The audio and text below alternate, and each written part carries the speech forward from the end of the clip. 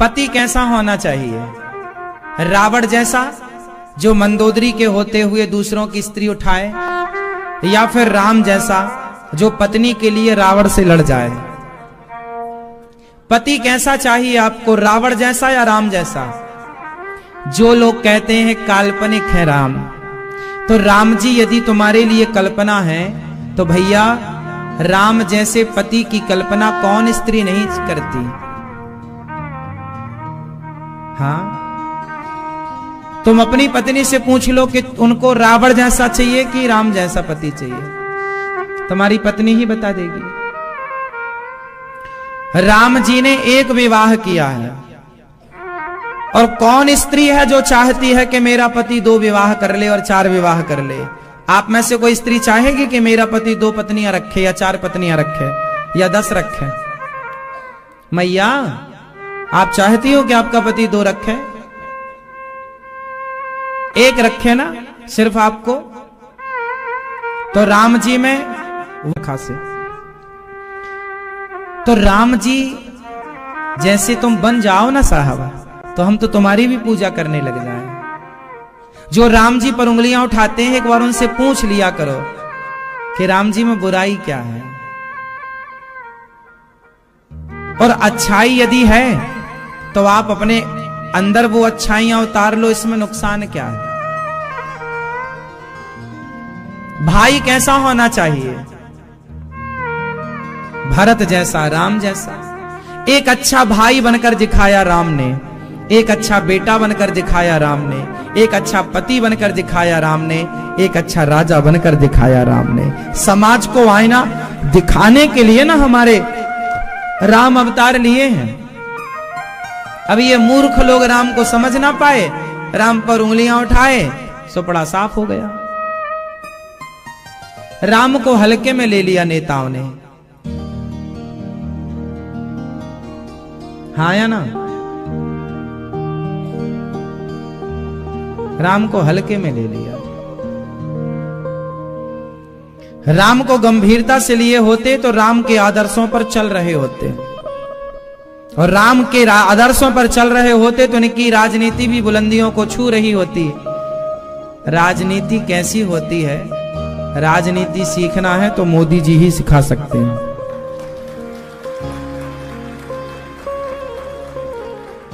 तो मूर्खों को पता ही नहीं कि राजनीति क्या है।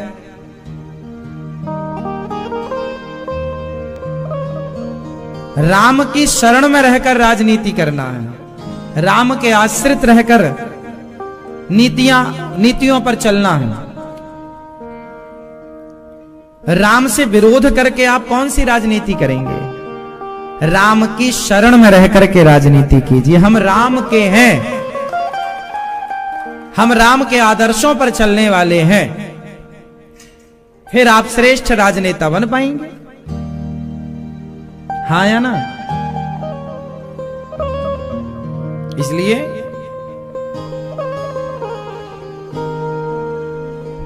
नेताओं से राजनीति भी नहीं आती, कहते हम नेता हैं। सबसे बढ़िया राजनीति तो प्रभु राम 13,000 वर्षों तक शासन काल था उनका, तो बिना राजनीति के शासन काल रहा होगा क्या? राम जी बहुत बड़े राजनीतिज्ञ हैं, रावण भी बहुत बड़ा राजनीतिज्ञ था। इसलिए तो राम जी ने लक्ष्मण जी से कहा, जाओ लक्ष्मण को सीख लो रावण से। अंत में कई जगह रामचरितमानस में तो ये बात नहीं लिखी, और रामायण में भी कि राम जी ने लक्ष्मण जी से कहा कि जाओ रावण के पांव की तरफ खड़े हो जाओ, लेकिन अन्य जगह संतों के मुंह से सुनने को मिलती है कि रावण जब मृत्यु को प्राप्त हो रहा था तो राम जी ने लक्ष्मण जी से कहा, जाओ रावण से कुछ सीख लो, कुछ ज्ञान ले लो, क्योंकि इतना बड़ा विद्वान अब धरती को मिलने वाला नहीं है। तो राम जी लक्ष्मण जी गए और सिर के पास खड़े हो गए, तो रावण ने कुछ नहीं बोला। राम जी से आए लक्ष्मण जी, बोले वो तो कुछ कहता ही नहीं है। बोले तुम खड़े कहाँ थे? बोले सिर के पास। बोले नहीं, उसके चरणों के पास जाके खड़े हो जाओ। रावण के चरणों के पास जाकर लक्ष्मण जी खड़े हुए तो रावण ने उपदेश किया। उसने नारी धर्म, राज धर्म, स्त्री धर्म, की बातें कही, ज्ञान का मर्म बताया। रावण विद्वान तो था ही, भाई चरित्र से भटक गया अलग विषय है। चरित्र से खोखला हो गया, सीता मैया को हरण कर लिया। अच्छा, सीता मैया को हरण करने में भी रावण की नियत बुरी नहीं थी। वो उसने तो अपने लंका वासियों के कल्याण के लिए सीता मैया का हरण किया कि राम जी इसी बहाने लंका में आएंगे और हम राक्षसों का मार करके उद्धार करेंगे। हाँ या ना? तो उद्धार करेंगे।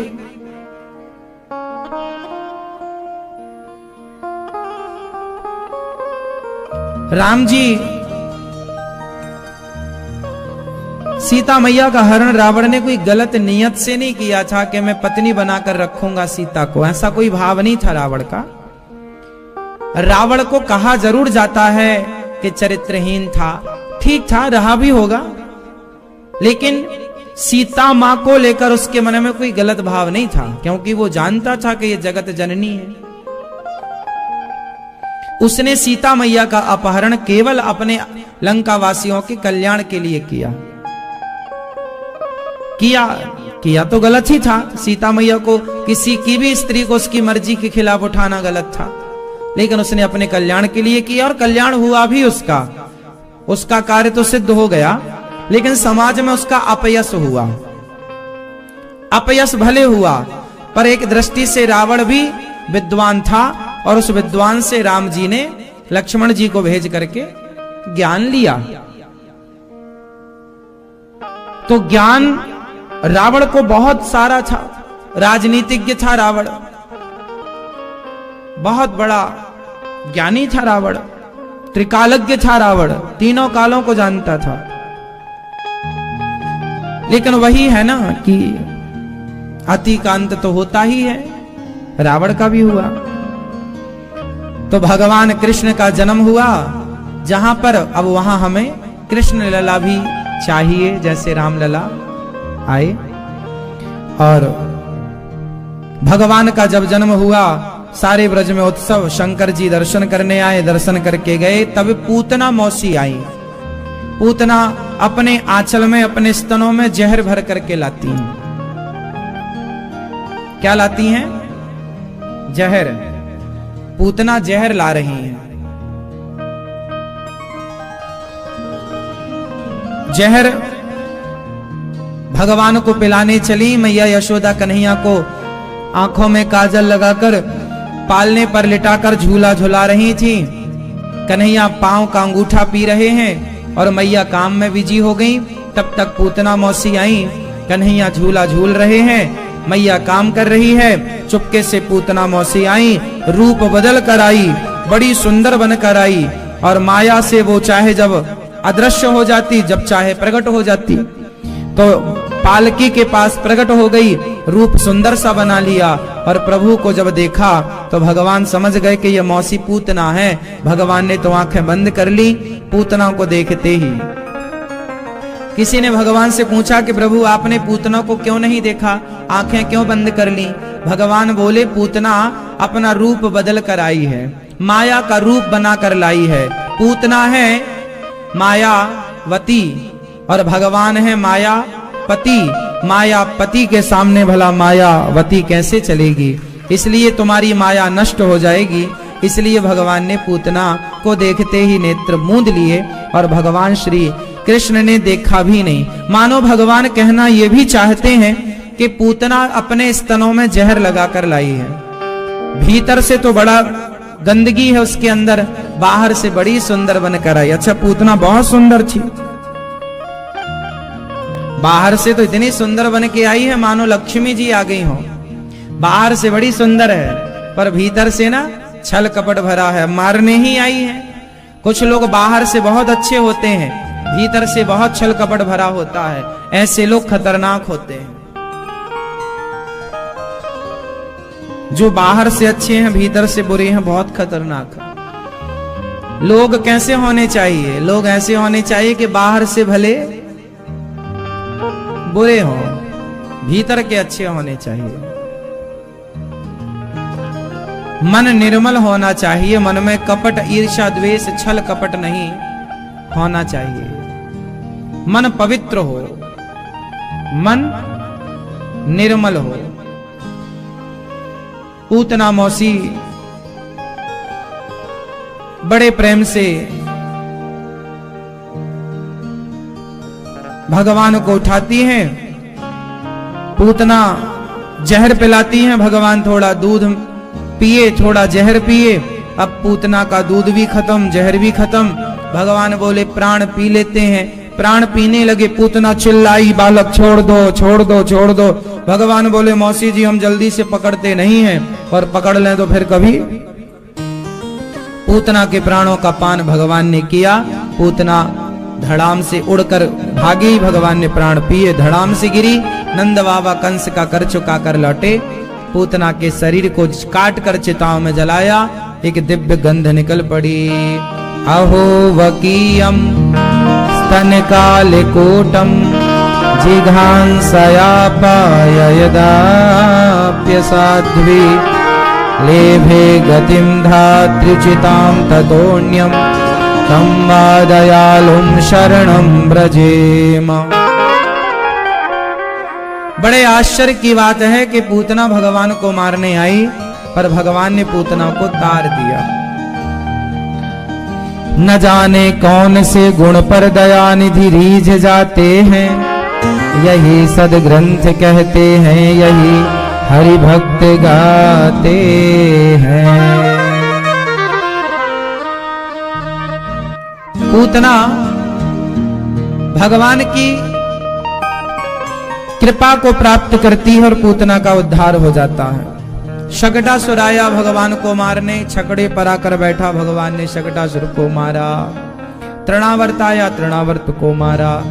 भगवान देखो दुष्टों को मार रहे हैं, राक्षसों का वध कर रहे हैं। मैया, ये मैया को जगाओ। मैया राम राम। सो गई मेरी माँ।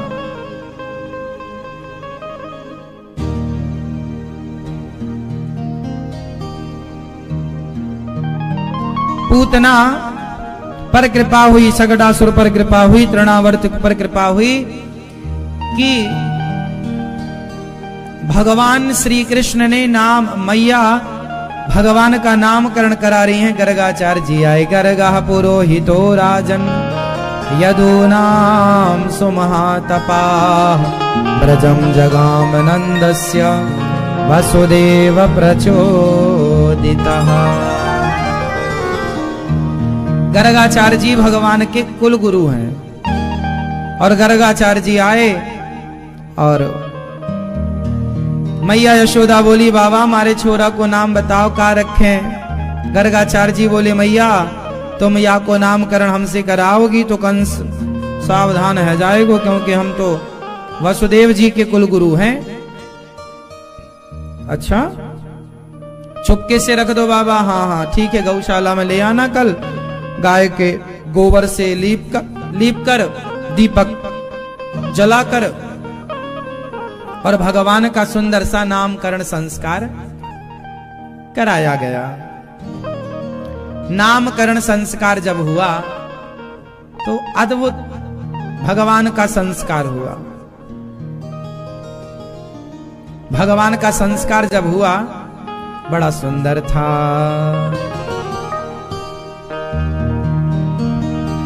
क्या नाम रखा भगवान का मैया?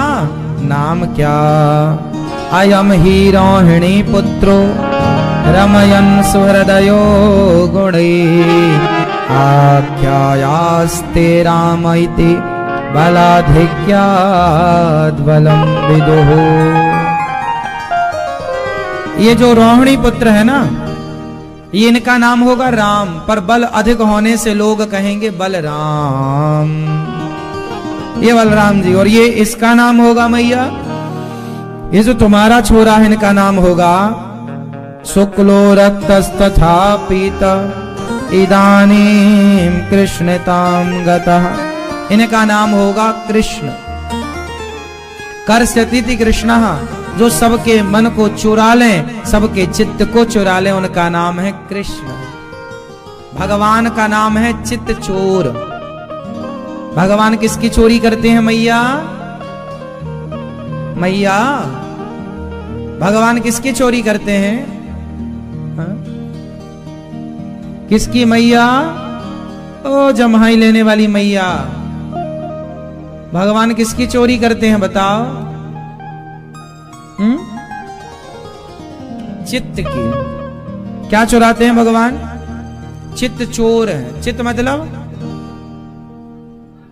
मन बुद्धि चित्त अहंकार, ये अंतःकरण, अंतःकरण चतुष्टय, मन बुद्धि चित्त अहंकार, उसमें एक चित्त है। नहीं कहते लोग हमारा चित्त ही नहीं लग रहा है, मन का ही एक नाम चित्त है, आप ऐसे समझो। तो भगवान मन चोर है, चित्त चोर है, मन को ही चित्त कहते हैं। बहुत गूढ़ता है ना, हम आपको चित्त की व्याख्या अलग करें तो अलग है, मन अलग है, बुद्धि अलग है, चित्त अलग है, अहंकार अलग है, पर भगवान चुरा लेते हैं मन को, चित्त को चुरा लेते हैं। इसलिए इनका नाम है कृष्ण। अद्भुत छवि है प्रभु की। अब भगवान थोड़ा बड़े हुए, और जब बड़े हुए तो भगवान घुटनों के बल चले, और घुटनों के बल चलते चलते मटकी के पास जाते, मटकी पकड़कर खड़े हो जाते, मक्खन निकालते, भगवान खाने लगते। अच्छा, भगवान मक्खन के बड़े शौकीन हैं। लड़कपन में खूब मक्खन खाना चाहिए, दूध पीना चाहिए, दही खाना चाहिए।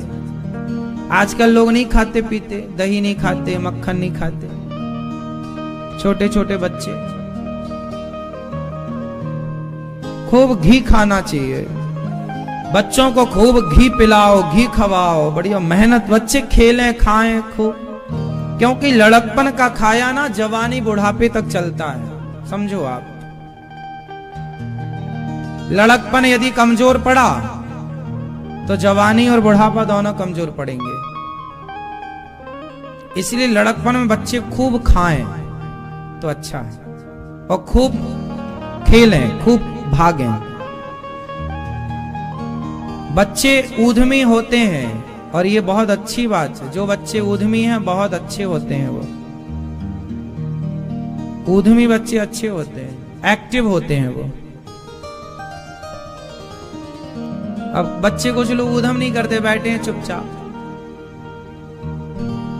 तो बच्चे ऐसे अच्छे नहीं लगते चुपचाप बैठने में। बच्चे तो ऊधम करते ही अच्छे लगते हैं, और ये मैया लोग ऊधम करने ही नहीं देती, शिकायत करती, महाराज जी हमारा बेटा बहुत ऊधम करता है। तो वो नहीं करेगा तो तुम्हारा बाप करेगा, ऊधम तो वही करेगा। कौन करेगा ऊधम?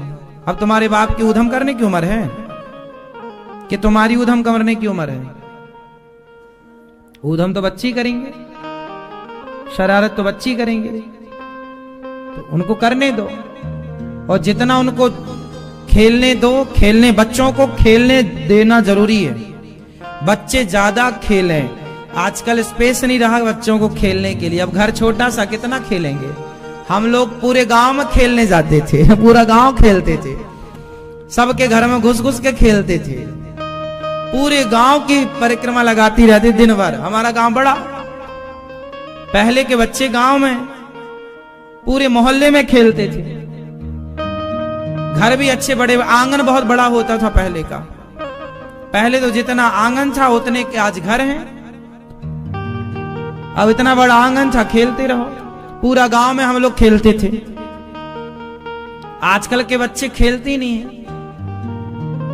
तो खेल कूद जरूरी है, दौड़ भाग जरूरी है। जितना आप एक्टिव रहेंगे, जितना आप खेलेंगे, उतना आप स्वस्थ रहेंगे। जितना खेलेंगे उतना खाएंगे, और जितना खाएंगे उतना आप एक्टिव। आपने अपने बचपन में क्या क्या खेला? दादाजी आप क्या खेले हो बचपन में? कंचे खेले हो? कंचे खेले हो? सही बताओ, कैसे खेले हो? बताओ कैसे खेलते हैं कंचे, बताओ जरा, हाथ करो। इस उंगली से खेले हो, किससे खेले हो? इससे? अरे अच्छे खिलाड़ी नहीं रहे फिर। कंचे का निशान है तो इसी से लगता है मस्त। हाँ। हम तो खेलते नहीं थे, जीत के लाते थे इतने सारे कंचे। हाँ। हमारे दोस्त लोग खरीदते थे 1 रुपए के 20 कंचे, हम जीत लेते थे सारे, हम खरीदना नहीं पड़ता था।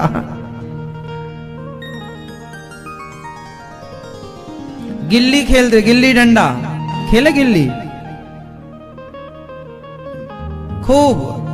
गिल्ली डंडा खेले। पेड़ पर चढ़कर पकड़म पाई, अंडा डारू बोलते उसको हमारे गांव में। पेड़ पर चढ़ के और पकड़ो, पानी में रेडी, पानी में डुबकी लगाओ और पकड़ो। जैसे पनडुब्बी नहीं होती, पनडुब्बी एक डुब्बी मारेगी तो वो बहुत दूर निकलती है, पनडुब्बी होती है, पानी में होती है, तालाबों में होती है। वो एक पक्षी होता है, वो पानी के अंदर डुबकी मार देता है तो बहुत अंदर अंदर। ऐसे हम लोग भी पानी के अंदर 4 लड़के हैं या 6 लड़के हैं और चारों ने पकड़ना है एक को, जैसे पकड़म पाई बोलते हैं, रेडी बोलते हैं। पानी के अंदर खेलते थे।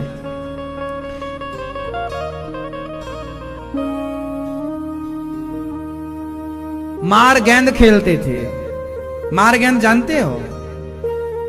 कपड़े की गेंद बनाते थे हम लोग और उसे मारते थे सबको। आपको मारी, फिर आपको मिल गई तो आप फिर हमें मारेंगे, हमें मिल गई फिर हम आपको मारेंगे। मतलब उसमें हम लोग शैतानी करते थे, थोड़ा पत्थर भी भर लेते थे अंदर, छोड़े लगे तो तरीके से लगे। ऊपर कपड़ा रहता था, कपड़े की गेंद होती थी वो, मतलब लगती भी नहीं थी बहुत ज्यादा, पर खेलते थे। और लुका छिपी तो बहुत खेलते थे। रात के 8 बजे तक लुका छिपी चल रहा गांव में, किसी के घर में जाके छिप गए और घर वाला निकला, कौन है यहाँ? अरे हम लोग छिपे हैं, चुप रहो। सार में छिप जाते थे। सार क्या होती है आप बताओ? सार, सार क्या होती है? नहीं पता? आप में से कितने लोग जानते हैं सार? सार क्या होती है, मैं ये बताओ। हाँ हाँ, पहले गांव में सबके घर में गाय होती थी ना, तो जहां गाय वाय बंधती हैं उसे सार बोलते हैं। गाय के बांधने के स्थान को क्या बोला जाता है गांव में? गौशाला। जैसे आज बोलते हैं गायों की शाला, गौशाला, जहां गाय बंधी वो गौशाला, लेकिन गांव में गौशाला नहीं, गांव में सार बोलते हैं।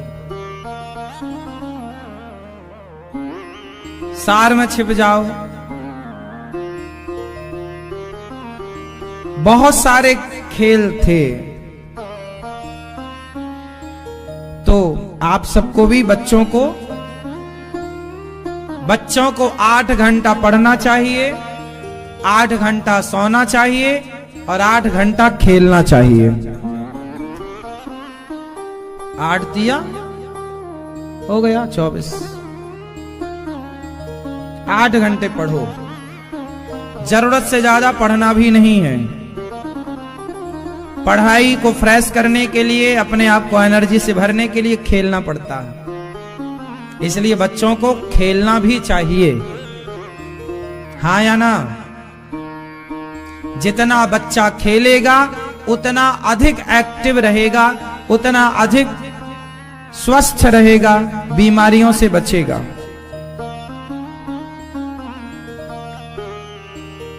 हम तो कहते हैं आप भी बुढ़े बुढ़िया भी खेला करो, थोड़ा खेला करो, खो खो खेला करो। मैया तुम बैठी पंचायत करती रहती हो, बैठी बैठी बीमार पड़ जाती हो। पहले की बूढ़ी बूढ़ी माताएं कुएं से पानी निकालती, घर की पोंछा झाड़ू चौका बर्तन करती, तो बीमार नहीं पड़ती थी। अब आजकल ना तुम्हें कुएं से पानी भरना है, ना तुम्हें बर्तन धुलना है, ना तुम्हें झाड़ू लगाना है, कोई काम नहीं है, तो बीमार पड़ जाती हो, जल्दी मर जाती हो। तो खेल ही लिया करो भाई। शरीर को काम तो चाहिए, एक्टिविटी चाहिए। या तो काम करके शरीर को एक्टिव रख लो, या फिर खेल कूद के शरीर को एक्टिव। देखो एक्टिविटी चाहिए, खेल कूद जरूरी है। और हम तो कहते हैं बुढ़ापे में भी खेला करो, और बुढ़ापे में भी बच्चों के संग खेला करो। बूढ़े ना बनो, बच्चे ही रहो। खेल कूद करोगे तो आप स्वस्थ रहोगे, हाँ या ना? अब आजकल लोग काम कुछ करते नहीं, खाए पिए पड़े हैं, टीवी देख रहे हैं दिन भर, या फिर ताश खेल रहे हैं दिन भर बैठे बैठे। अब बैठे बैठे तो आदमी मोटा होगा, चर्बी बढ़ेगी, बीमार पड़ेगा। चलो ज्यादा बैठो। भगवान थोड़ा बड़े हो गए, अब खड़े होने लग गए। मैया बोली, लाला तू, तेरे मुंह में ये मक्खन कायुकुल कैसे लगे? मैया अब भगवान थोड़ा जब बड़े हुए ना तो कुछ कहने लगे, तोतली तोतली भाषा में मैया मैया कह के बुलाए वे लग गए। मैया यशोदा से भगवान क्या बोलते हैं? मैया। आपका बेटा आपको क्या बोलता है? मम्मी। और आप अपने पिताजी को क्या बोलती हैं? बाबूजी। और अपनी माँ को माँ के मैया के मम्मी बोलती हो आप? मम्मी नहीं बोलती। तो फिर आपके बच्चे आपको मम्मी क्यों बोलते हैं, माँ क्यों नहीं बोलते हैं?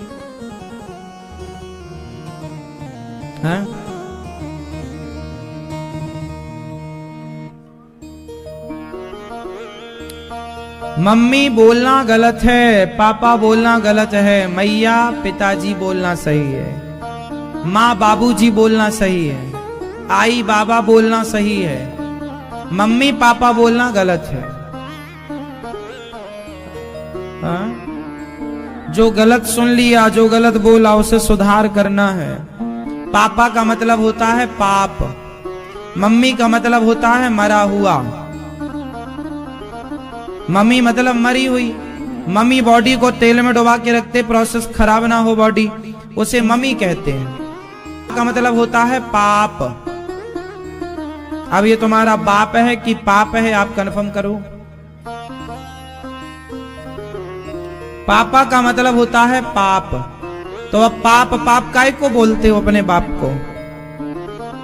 पापा का मतलब पाप ही है। आ की मात्रा हटेगी और आ की मात्रा रहेगी पापा भी में, वो अर्थ पाप ही निकलेगा। गोस्वामी तुलसीदास जी ने चौपाई लिखी, उसमें पापा है, उस पापा का अर्थ पाप है। मानस पुण्य हो या नहीं पापा। अभी ये पापा का अर्थ यहाँ पाप से लिया गया है। तो पापा मतलब तो पाप अर्थ होता है। पापा देखो हमारे यहां अर्थ होता है ना सबका, सबका अर्थ होता है। जैसे भास्कर मतलब क्या होता है? बोलो। और भानु मतलब सूर्य, गगन मतलब आकाश। उसी तरह पापा मतलब पाप। पाप को पापा या पाप कुछ भी आप कह सकते हैं। लेकिन आप लोग इतने अज्ञान में घुस गए कि आपको यही नहीं पता चला कि आप अपने पिता को पाप कह करके गालियां दे रहे हैं। आप जितनी बार पापा कहते हैं, आप उतनी बार अपने बाप को गालियां देते हैं। पापा एक प्रकार की गाली है, जो कि आजकल के बच्चे खुशी खुशी दे रहे हैं और पापा खुशी खुशी सुन रहे हैं।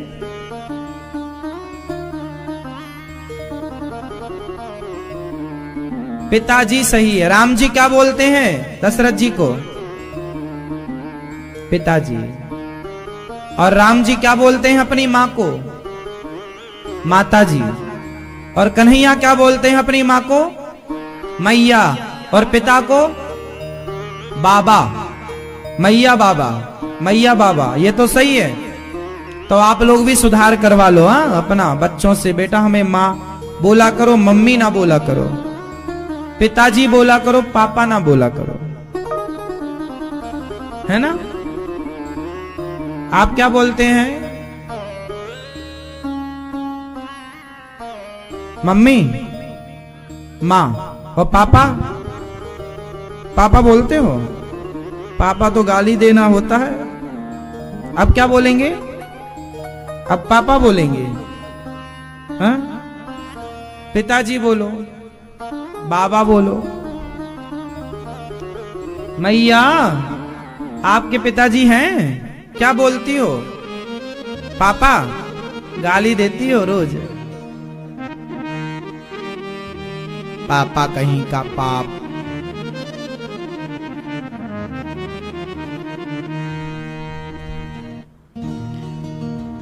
आप क्या बोलते हैं? पीछे वाली बहन चश्मा लगाए, हाँ पापा, अब क्या बोलेंगे? पापा, पिताजी बोलना है, बाबूजी बोलना है या बाबा? पिताजी सबसे उत्तम, बाबूजी भी सबसे उत्तम, और बाबा मैया बाबा भी सबसे उत्तम। भगवान श्री कृष्ण बड़े हुए और बछड़ों की पूंछ पकड़ करके भगवान दौड़ जाते हैं। एक दिन सखियां शिकायत करने आई, भगवान गोपियों के घर गए और गोपियों से बोले सखी मोको मक्खन खवाए दे। जब गोपी बोली ना मैं तो को मक्खन ना खवाऊंगी, तू चोरी से खा जाए। अरे सखी चोरी से तू ईमानदारी से देगी तो चोरी से थोड़ी खाऊंगो। जब सखी ने नहीं दिया तो भगवान ने सखी का दुपट्टा पकड़ लिया, और जब दुपट्टा पकड़ा तो सखी भगवान की शिकायत करने, अच्छा भगवान गोपियों के घर में घुस के ना परेशान बहुत करते थे। मैया भगवान परेशान करते थे कि नहीं गोपियों को? सही बताओ। तो परेशान करना अच्छा है? हाँ, जैसे छोटे छोटे बच्चे ना माँ को परेशान कर लेते हैं, ऐसे भगवान गोपियों के घर, भगवान भी ना गांव वाले हैं और हम भी गांव वाले, हम भी गांव में घर घर घुस जाते थे। किसी के भी घर चले जाएं, संक्रांति आई किसी के भी घर जाके बैठ गए तो लड्डू मिल जाते थे। अपने टाइम पे तो घर में घुस के चोरी नहीं कर पाते थे, लेकिन भगवान तो घुस के मक्खन का गोला निकाल ले लौंदा सबको खवाएं, और गोपियां आए और कहें अरे सखी आज हमारे घर का माखन कहां चला गया? तो कन्हैया अरे सखी तो को पता ना आज तेरे घर में बंदर घुस गए, बंदर।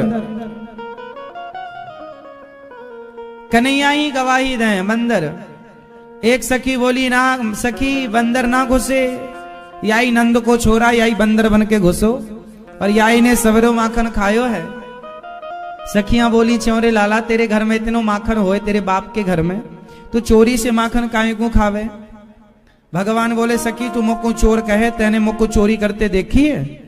ना सक लाला मैंने देखी तो ना है, पर तो को सब कहें कि तू चोर है। सखी सबकी बातन को विश्वास ना कर, जब तू अपने आंखन से देखियो, आंखन से देखियो तब तू मानियो, इन सबन की बातन को भरोसा ना कर। कन्हैया इतनी चतुराई से गोपियों के घर घुसे और माखन निकालें और खा जाएं, और केवल माखन चोरी करें ऐसा ना। भगवान बड़े प्रेम से गोपियों के घर में घुस करके, एक दिन एक सखी की बेटी सो रही थी तो कन्हैया ने वहां की चुटिया खटिया के पटिया से बांध दी और कान में जाके बोल दियो हौआ।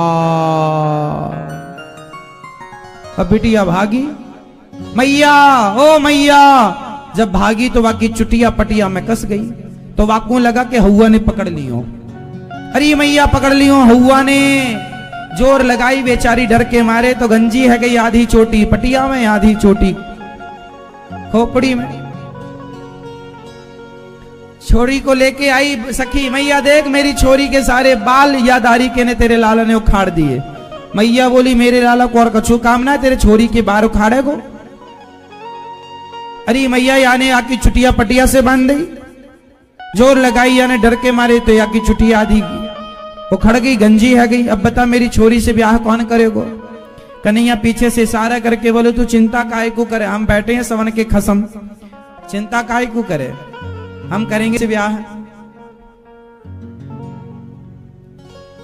गोपियां जब मटकी लेकर जावे मथुरा तो भगवान रास्ते में गुलेल से बढ़िया पूरा मटकी तोड़ दें, और सखियां डांटे अरे कन्हैया तने सारी मटकी तोड़ दी।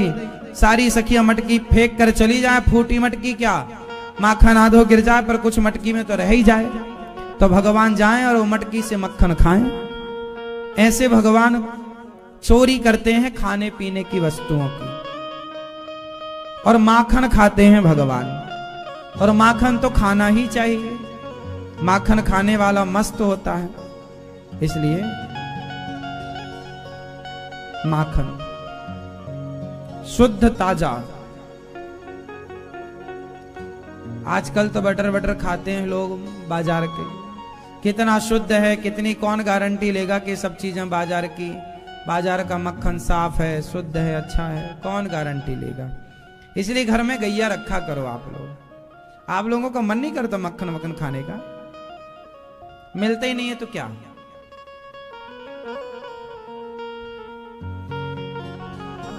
तो भगवान माखन खाते हैं और गोपियां शिकायत करने के बहाने, अच्छा गोपियां जो शिकायत करती हैं ना मैया से, वो शिकायत नहीं है, वो तो दर्शन का एक बहाना।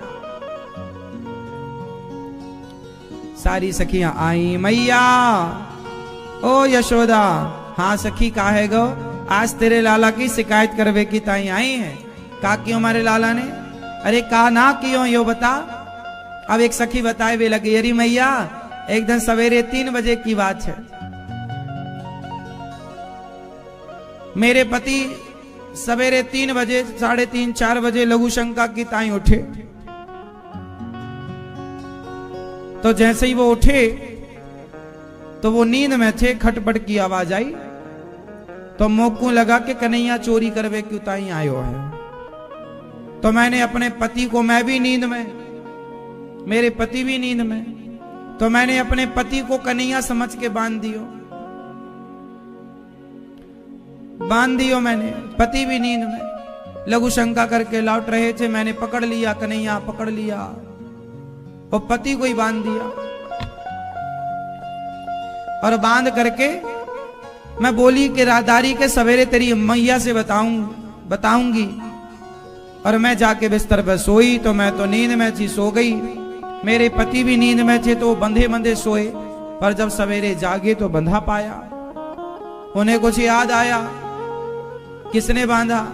अब मैं भी सवेरे जागी, मैया तेरी तरफ भागी, तो पति बोली, ये भाग्यवान यहां, ये बता तूने मुझे बांध क्यों दिया।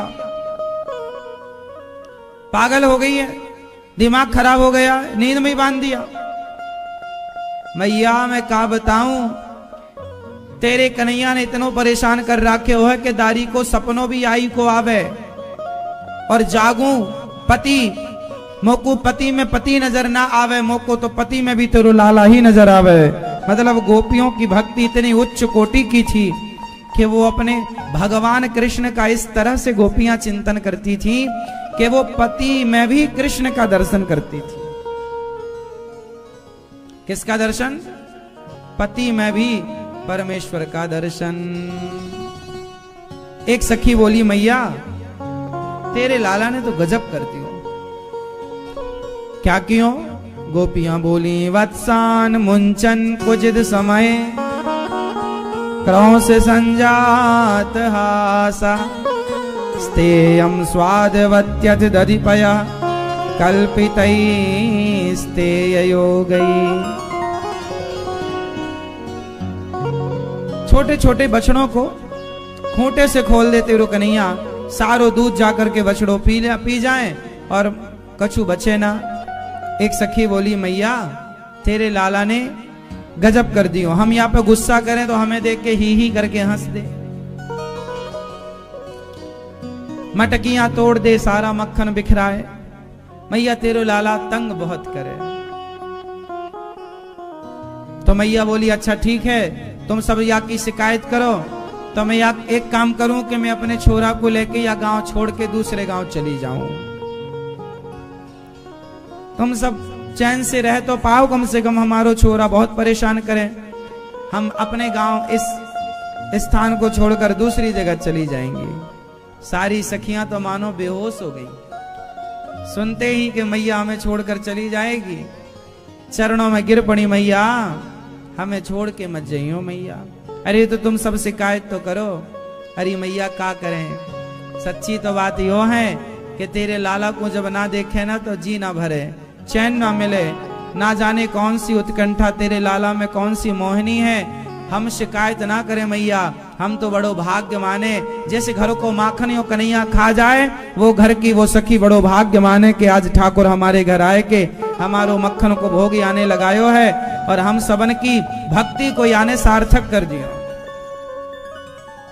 भगवान तो सफल करते हैं, गोपियों की भक्ति को सार्थक करते हैं, गोपियों के प्रेम को। मैया बोली तो हम चले जाएंगे। ना ना मैया, हम कछु शिकायत थोड़ी करें।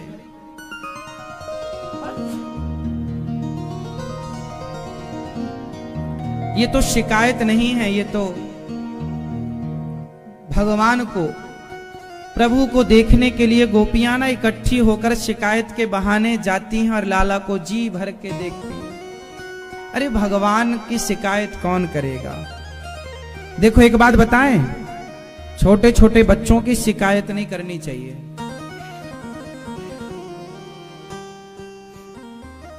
छोटे छोटे बच्चे ना, छोटे छोटे बच्चे, किसी के भी बच्चे आपके घर आए और वो शरारत करें और वो कोई खाने की वस्तु उठा के खाने लग जाएं, तो शिकायत नहीं करनी चाहिए कि अरे तुम्हारे बच्चे ने हमारे घर का ये खा लिया। और सुनो, आपने जैसे लड्डू बनाए या गुलाब जामुन बनाई या नमकीन बनाई, कुछ भी पूड़ी बनाई, और आपने भोग लगाने के लिए रखा कि चलो भोग लगाएंगे, थाली लगाई और थाली लगाई और आपने सब रख दिया, और तभी कोई छोटा सा बच्चा आए और भगवान को भोग लगने जो थाली जा रही थी उस थाली से पूड़ी उठा के खाने लग जाए। बच्चों का स्वभाव होता है ये कि भोग के लिए थाली लगी और बच्चे आ लड्डू उठा के खा गए या पूड़ी उठा के खा लिया या खीर उठा के। तो सुनो, वो जो खा लिया बच्चों ने उसे खाने दो, आप दूसरा लड्डू रख लो और दूसरी खीर रख लो, वो थाली झूठी नहीं मानी जाएगी। बच्चे भगवान का स्वरूप हैं, यदि बच्चे खाएं तो ये मान लो कि भगवान ही खा रहे हैं इस रूप में।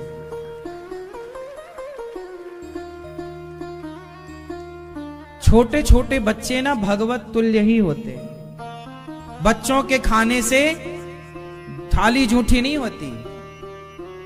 बच्चे लड्डू उठा लें थाली से। अब आपने देखा होगा कि आप सत्यनारायण भगवान की कथा भी करो ना, और उसमें आपने जरा पंजीरी बनाई, जरा फल फूल रखा, लड्डू, तो छोटे छोटे बच्चे पूरा समय लड्डू को देखेंगे और बार बार आपसे पूछेंगे खा लें क्या? आप बोले अभी नहीं, पूजा हो जाएगी तब। नहीं नहीं, बच्चों को दे दो, हाँ हाँ खा लो। पूजा की सामग्री से बच्चे छोटे छोटे मांगे दे दो, और ये भाव से दो कि इसके अंदर जो गोपाल जी बैठे हैं, जो भगवान बैठे हैं, वही तो मांग रहे हैं कि दे दो, तृप्त करो उसे, दे दो। भगवान के लिए दूसरा लड्डू है, 2 लड्डू हैं तो एक उसे दे दो, एक ठाकुर जी खा लेंगे। बच्चे को भगवान ही मानना चाहिए, और बच्चों के खाने से ना कोई जूठा उठा नहीं होता। ये नहीं मानना चाहिए कि अरे बच्चों ने तो जूठा कर लिया। वो बच्चे भगवान, कृष्ण कौन है?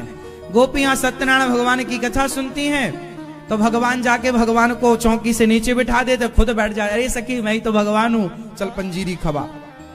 सखी बोली राम राम, कहां कन्हैया तू बैठ गए हो, भगवान सत्यनारायण भगवान को तूने नीचे पधरा दियो। तो कन्हैया बोले हे भगवान, मैं साक्षात सत्यनारायण भगवान बैठू, मोको पंजीरी ना खवाएगी? तो पूरी पंजीरी को बर्तन उठाए और वो जो कथा सुनने वाले यजमान है ना, उनके मुंह में डाल देते सिर पे, ले पंजीरी खा, और पूरी कथा बिगाड़ के भाग जाते।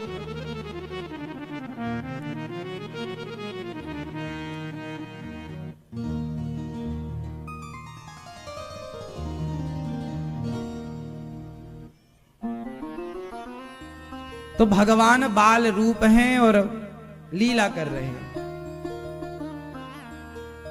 बच्चों को भगवान की दृष्टि से, हमारे यहां, हमारे भारत, हमारी सनातन संस्कृति कितनी श्रेष्ठ। हम लोग मानते हैं कि बच्चे भगवान हैं,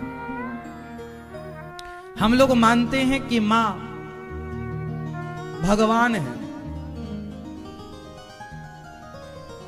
हम लोग मानते हैं कि पिता भगवान है, हम लोग मानते हैं कि पति भगवान है। देखो हमारे यहां ना इंसानों को ही भगवान माना जाता है कि नहीं? भगवान, बूढ़े भगवान, बूढ़े माँ बाप भगवान, मातृदेवो भव पितृदेवो भव, बच्चे भगवान।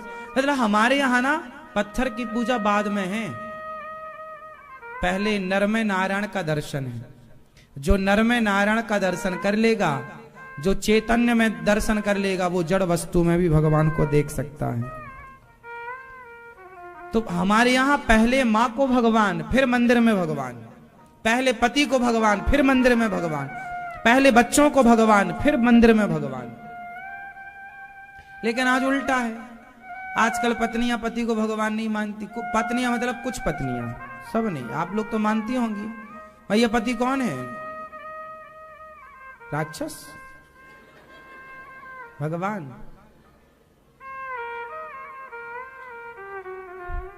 तो आप लोग तो मानती हो पति को भगवान, पर कुछ लोग नहीं मानते।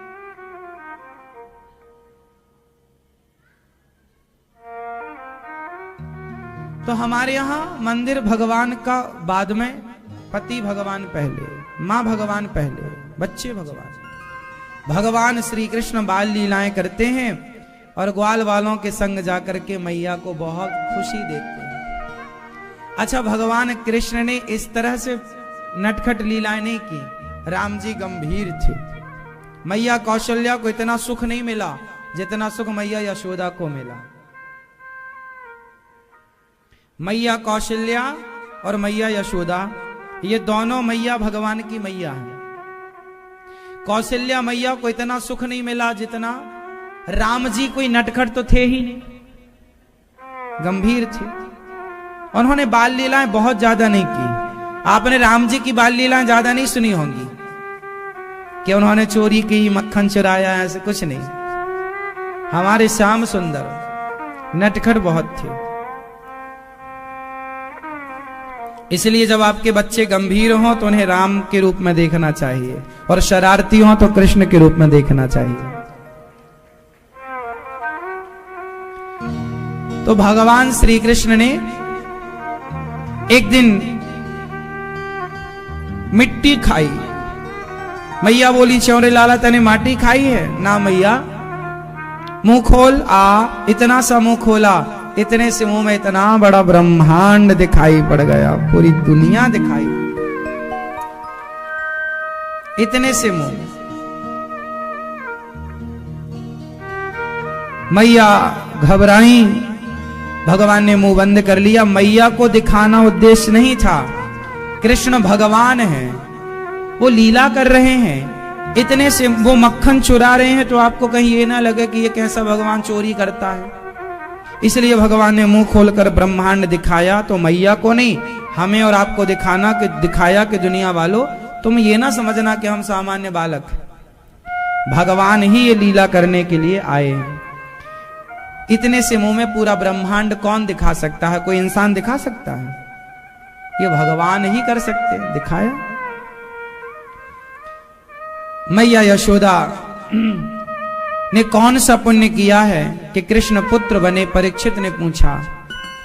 सुखदेव भगवान ने बताया कि ये पिछले जन्म में धरा थी, संतों की सेवा की, जिसके कारण इन्हें कृष्ण जैसा पुत्र मिला। एक दिन मैया यशोदा दही मंथन कर रही थी। एकेदा गृहदासीसु यशोदानंद गेहिनी कर्मांतर नियुक्तासु निर्ममंथ स्वयं दधी। एक दिन मैया दही मंथन कर रही थी। तो मैया दही मंथन करें तो भगवान पलने से उठ गए, जाग गए, सो रहे थे ना, जाग गए, और आकर के मैया की साड़ी पकड़ के बोले, मैया दूध पिलाए दे।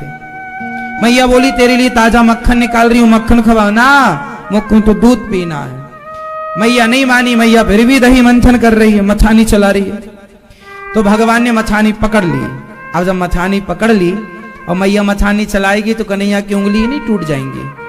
तो मैया ने मथानी रख दी और लाला ने बहुत प्यार से बोला, मैया मोको दूध पीनो है। अच्छा, चूल्हे पे दूध चढ़ा है, चूल्हे पे गैया का दूध पिएगा गंगी का? ना, मोको तो तेरो ही दूध पीनो है। देखो जरा मैया यशोदा कितनी भाग्यशाली हैं कि मैया का दूध, भगवान श्री कृष्ण मचल रहे हैं, मैया तो दूध पिलाए दे। अब मैया लेके गोद में बैठ गई, कन्हैया को गोद में लिटाया और अपना पयोधर भगवान के मुंह में दे दिया। अब भगवान बड़े प्रेम से मैया का स्तनपान कर रहे हैं, दूध पी रहे हैं। और मैया यशोदा लाला को देख रही है और कन्हैया भी मैया यशोदा को देख रहे हैं। कन्हैया मैया यशोदा की माथे की बिंदियां निकाल के दूध पीते जा रहे हैं। आपने देखा होगा छोटे छोटे बच्चे दूध पीते जाते हैं और मैया के कहीं नाक में उंगली डालेंगे, कहीं वो मुंह में उंगली डालेंगे, कहीं कान में उंगली डालेंगे, कहीं बाला पकड़ के खींचेंगे, कहीं माथे की बिंदी निकाली भगवान ने और मैया की बिंदी निकाल के अपने माथे पे लगाई ली। मैया बोली, लाला तू दूध पी चुपचाप, बिंदी मोकू दे दे। अब भैया मैया तो यशोदा जो हैं दूध पिला रही हैं, अभी लाला से लाड़ लड़ा ही रही थी, माँ बेटे का प्यार चल ही रहा था कि चूल्हे पर मैया ने दूध पकाने के लिए रखा था। वो मैया यशोदा जो थी ना, वो दूध पकाती थी। 100 गायों का दूध निकालकर मैया 50 गायों को पिलाती थी। 50 गायों का दूध निकालकर मैया 25 गाय को पिलाती थी। 25 गायों का दूध निकालकर मैया 5 गायों को पिलाती और 5 गाय का दूध निकालकर 2 गैयों को पिलाती और दोनों का निकालकर 1 गंगी को पिलाती और गंगी का दूध लगाकर उसे पकाकर फिर श्री कृष्ण को मैया यशोदा पिलाया करती थी। इस तरह मैया यशोदा दूध पिलाती थी कन्हैया को। गाय का दूध पीते थे, जिस गाय का दूध पीते थे उस गाय का नाम था गंगी, गंगी गाय। भगवान उसके थन को अपने मुंह पे लगा करके और थन से ही जैसे मैया का दूध पीते हैं ऐसे गैया का भी दूध पी लेते थे, जैसे बछड़ा पीता है ऐसे भगवान पी लेते थे। और मैया यशोदा भी दूध पिला रही थी कि चूल्हे का दूध उफन गया। भगवान ने मैया ने तुरंत भगवान को छोड़ा और दौड़ पड़ी। चूल्हे का दूध उतारने मैया गई अपने कन्हैया को छोड़कर, तो कन्हैया बोले, अच्छा मैया मोको छोड़कर तो चूल्हे का दूध उतारती है, चूल्हे के दूध से प्रेम है। भगवान ने सोचा कि मेरी मैया संसार में ज्यादा उलझ गई है, दूध दही से कुछ ज्यादा ही मैया की आसक्ति हो गई है। तो भगवान ने सारी मटकियां तोड़ दी। जिस जिस मटकी से मैया का ज्यादा मोह था उस मटकी को भगवान ने तोड़ा। इससे क्या समझ में आया, आपका मन जहां ज्यादा लगता है भगवान उसी को हटा देते। इसलिए मन कहीं नहीं लगाना, मन भगवान में लगाओ। वस्तु में मन लगेगा तो वस्तु आपसे छिन जाएगी। इसलिए प्रेम भगवान से, मन भगवान में, वस्तु में मन नहीं हो। सारी मटकियां भगवान ने तोड़ दी। अब मैया छड़ी लेकर दौड़ी, लाला तैने सारी मटकी तोड़ी दारी के, आज तो को दंड दे के रहूंगी। अब भगवान भाग रहे डर के मारे।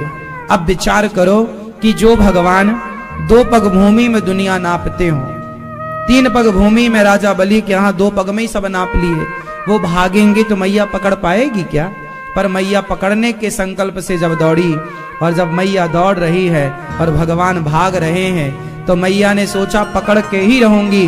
जब भक्त ये भाव बना लेता है कि प्रभु को पकड़ के ही रहना है, तब भगवान कृपा करते हैं और खुद पकड़ में आ जाते हैं। जैसे मैया तो पकड़ नहीं सकती थी पर प्रभु ने कृपा किया और भगवान पकड़ में आ गए।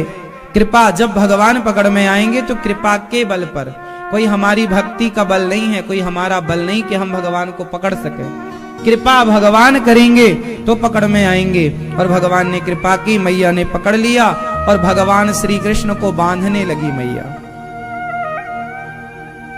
जो दुनिया को बांधने वाले भगवान हैं, जो दुनिया को बंधन से मुक्त करने वाले भगवान हैं, आज उन्हें मैया यशोदा बांध रही है। वाह!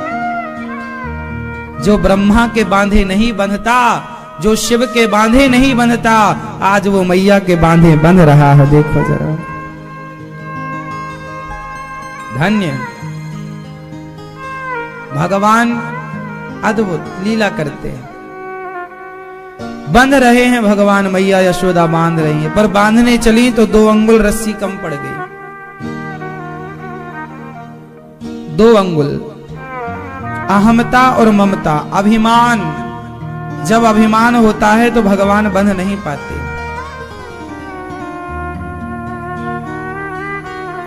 इसलिए अभिमान का परित्याग कर देना चाहिए। अहमता और ममता, अभिमान त्याग दो। क्या त्याग दो मेरी मां? घमंड, एटीट्यूड, ईगो, दर्प। ये जो घमंड है ये बहुत अच्छा नहीं है। अभिमान हमें भगवान से दूर करता है।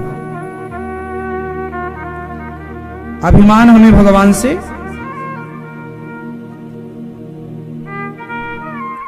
दूर करता है।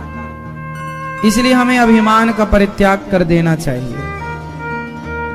अभिमानी ठीक नहीं है। सब कुछ प्रभु के हवाले कर दो। किसका घमंड करें हम? क्या है हमारे पास? हमारा कुछ भी नहीं है, फिर भी ना जाने किस बात की अकड़ है। जो व्यक्ति घमंडी होता है ना, वो बहुत दुखी होता है। आजकल तो फैशन में लोग घमंड करते हैं, एटीट्यूड में रहते हैं। जरा गाड़ी बंगला भगवान ने जरा कुछ दे दिया, घमंड। देखो, बड़ा हुआ सो क्या हुआ। जैसे पेड़ खजूर, पक्षी को छाया नहीं और फल लागे अति दूर। बड़ा इतना भी क्या कि किसी के काम ही ना आए। अच्छा बताओ, समुद्र बड़ा है कि नदी बड़ी है? मैया कौन बड़ा? समुद्र बड़ा है। बड़ा है समुद्र, छोटी है नदी। पर बताओ काम कौन आता है, बड़ा समुद्र या छोटी नदी? नदी छोटी है, पर काम, समाज के काम तो नदी आती है। समुद्र के पानी से तो कोई एक व्यक्ति भी प्यास नहीं बुझा पाता, जबकि नदी के पानी से सब प्यास बुझाते हैं। नदी का पानी पीने योग्य है, जबकि समुद्र का पानी पीने योग्य नहीं। नदी छोटी है पर सबके काम आती है, समुद्र बड़ा है पर किसी के काम नहीं आता। तो ऐसा बड़ा होके भी क्या करोगे कि आप किसी के काम ना आए? छोटे ही रहो, किसी के काम तो आओ। इसलिए समुद्र जैसा खारा होने से अच्छा है नदी जैसा मीठा रहो।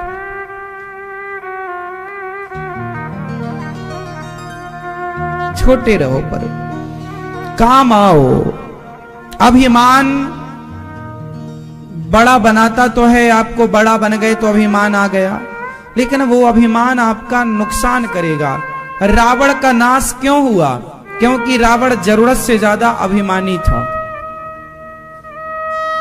रावण को लगता था मेरे को कोई जीत ही नहीं सकता, जो मन आए करता था। अभिमानी वही करता है जो उसके मन आता है, और वही उसके पतन का कारण बनता है। रावण को लगा मैंने तो देवताओं को जीत लिया, ये राम तो जंगल में रहने वाला मानव है, वो कौन है?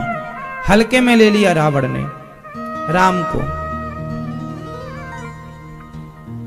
और नाश हो गया रावण का अभिमान के कारण।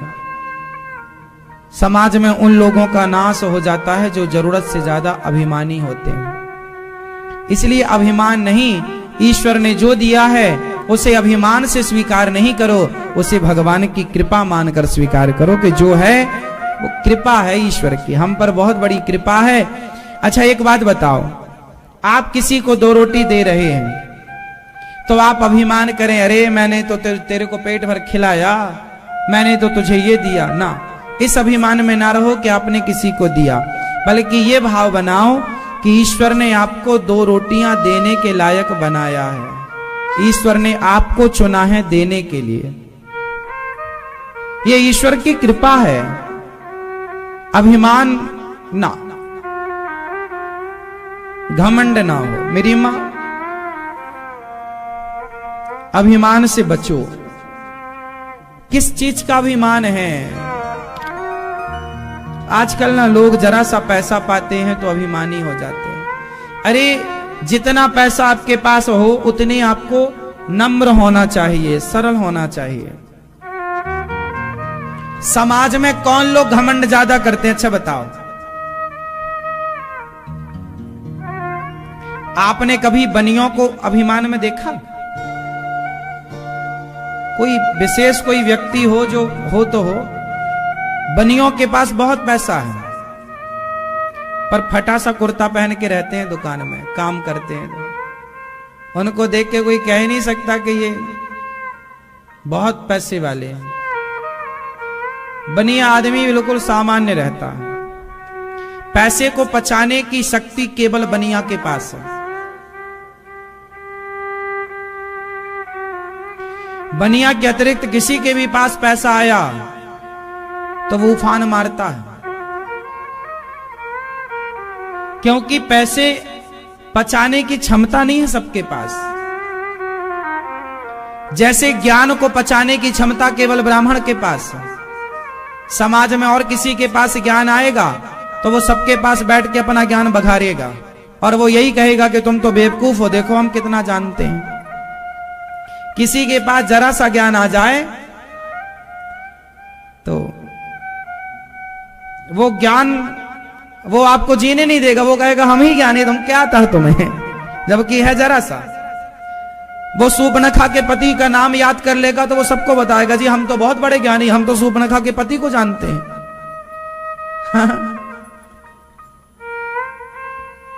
कुछ लोग होते हैं ना कि किसी किसी के बाप दादों का, उनके पिता का नाम क्या था, राम जी के पिता का नाम क्या, दशरथ जी के पिता का नाम क्या, उनके पिता का नाम क्या, तो उनको लगता देखो हम सब जानते हैं, हम बड़े ज्ञानी हैं। ब्राह्मण ज्ञान को पचा सकता है, क्षत्रिय बल को पचा सकता है, वैश्य पैसे को पचा सकता है, शूद्र सेवा को पचा सकता है। ब्राह्मण के पास ज्यादा पैसा आ जाए तो वो पचा पाना बड़ा कठिन है उसको, क्योंकि ब्राह्मण ज्ञान पचा सकता है, पैसा नहीं। इसलिए पैसा जब आपके पास आए तो आपको सरल बनना है, सहज बनना है, दिखावे में नहीं उलझना। बनिया आदमी दिखावे में नहीं उलझता। उसके पास जितना चादर होती उतना विवेक से, बहुत दिमाग से काम करता है वो। इसलिए देखा आपने बनिया लोग अपना धन धान्य से संपन्न होते हैं, छोटी सी दुकान में भी वो खुश रहते हैं। क्यों? क्योंकि वो बहुत हिसाब किताब से चलने वाले लोग हैं, उनका फिजूल खर्चा नहीं होता।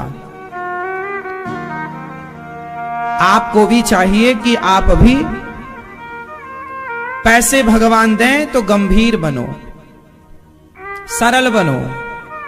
आम जब पेड़ में, आम में जब फल, आम के वृक्ष में जब आम के फल आ जाते हैं और जब फलों से भर जाता है आम का पेड़, तो वो झुक जाता है, डालियां उसकी।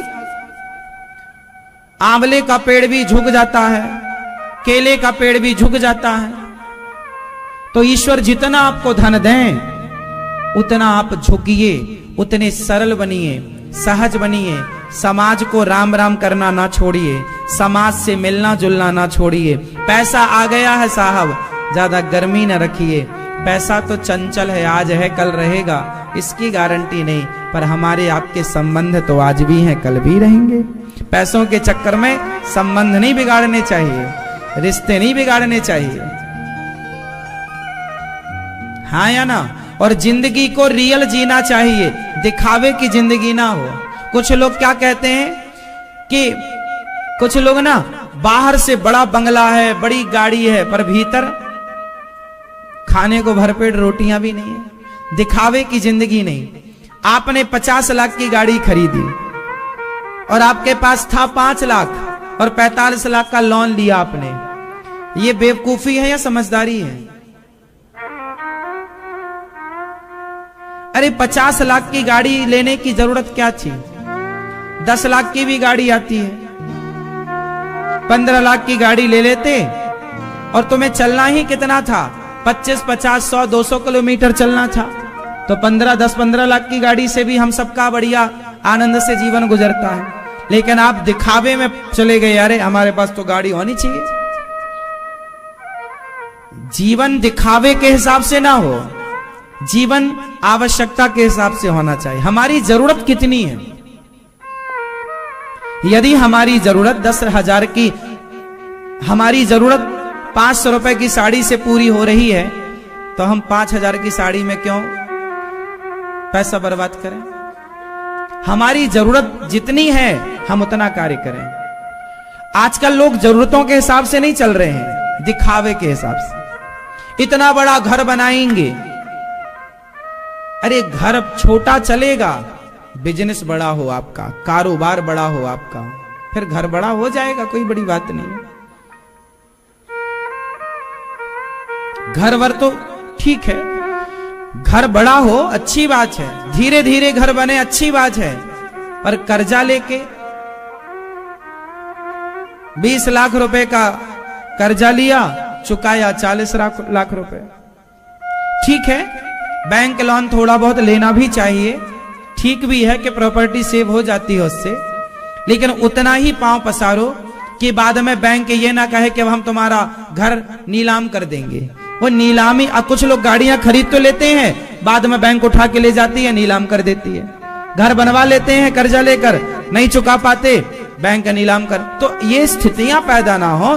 कहने का अर्थ ये है, चादर जितना हो उतना पांव पसारा जाए और दिखावे की जिंदगी से बचना चाहिए। हमारा पड़ोसी कितना बड़ा आदमी है, हमारा पड़ोसी कितना धन्ना सेठ है, हमें कोई मतलब नहीं। हम जो कर रहे हैं, हमारे पास क्या है, हमें अपने को देखना है। आप देखते दूसरों को है, इसलिए आप परेशान हैं।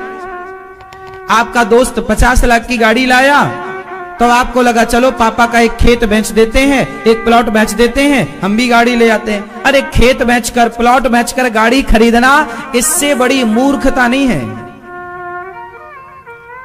गाड़ी आप 50 लाख की खरीदोगे तो खरीदने के 1 घंटे बाद वो गाड़ी 45 लाख की है। 5 लाख रुपए 1 घंटे में कम हो गए, हाँ या ना? शोरूम से बाहर आते ही गाड़ी के 5 लाख रुपए कम हो गए, बोलो हाँ या ना? 1 महीने बाद 10 लाख रुपए कम हो गए, 1 साल बाद 15 लाख रुपए कम हो गए।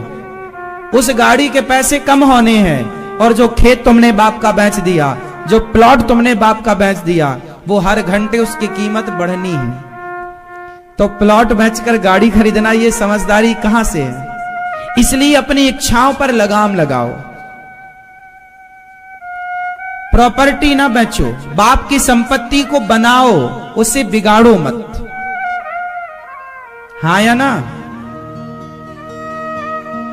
मैया, आप भी अपने पति से मत बोला करो कि हमें 5,000 की साड़ी दिलाओ, 10,000 की साड़ी दिलाओ।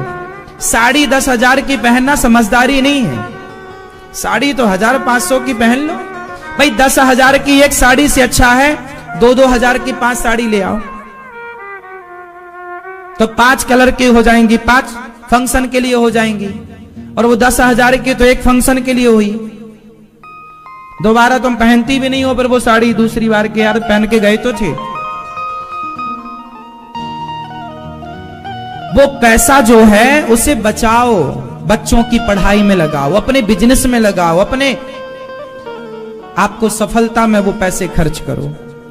ज्यादा शौक में ना उलझो, जीवन सादा हो, इच्छाएं कम हो और आपकी कामयाबी ज्यादा हो। समझ रहे हैं बात? और जिस दिन आप कामयाब हो गए तो फिर गाड़ी और बंगला मायने नहीं रखता साहब, बहुत बड़ी बातें नहीं है। आपकी कामयाबी मायने रखती है। यदि आप कामयाब हो गए, देखो जब तक कामयाब नहीं है उसमें आपको जोर लगा के चलना है। जब आप कामयाब हो गए, मैच्योर हो गए, समझदार हो गए, फिर तो गाड़ी बंगला आपके आगे पीछे बहुत रहेंगे। लेकिन आप अभी सफल हुए नहीं और बाप की संपत्ति बेचना चालू